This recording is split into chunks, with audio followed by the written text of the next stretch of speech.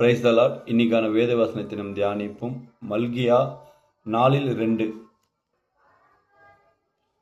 ஆனாலும் என் நாமத்துக்கு பயந்து இருக்கிற உங்களின் மேல் நீதியின் சூரியன் உதிக்கும், அதன் சேட்டைகளின் கீழ் ஆரோக்கியமும் இருக்கும்.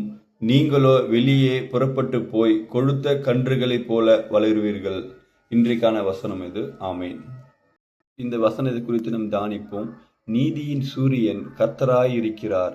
அவருடைய வார்த்தைகளில் பயந்து நம் நடக்கும் பொழுது அவருடைய சேட்டையின் கீழ் நம் அனுதினமும் அடைக்கலமாய் இருந்து நம் எல்லா விதமான காரியங்களையும் பலப்படுத்துவார். எல்லா விதமான தீங்கிலிருந்து விலக்கி நம்மை அவருடைய சேட்டையின் கீழ் அடைக்கலமாய் வைத்திருப்பார். இன்று நாளை இந்த வசனத்தை தியானித்து அவர் மத்தியில் பிரியமாயிருந்து எல்லா காரியங்களிலும் நம்ம பலத்தோடும் நல்ல ஒரு கிருபையினாலே வழி நடத்துவார். ஆமேன்.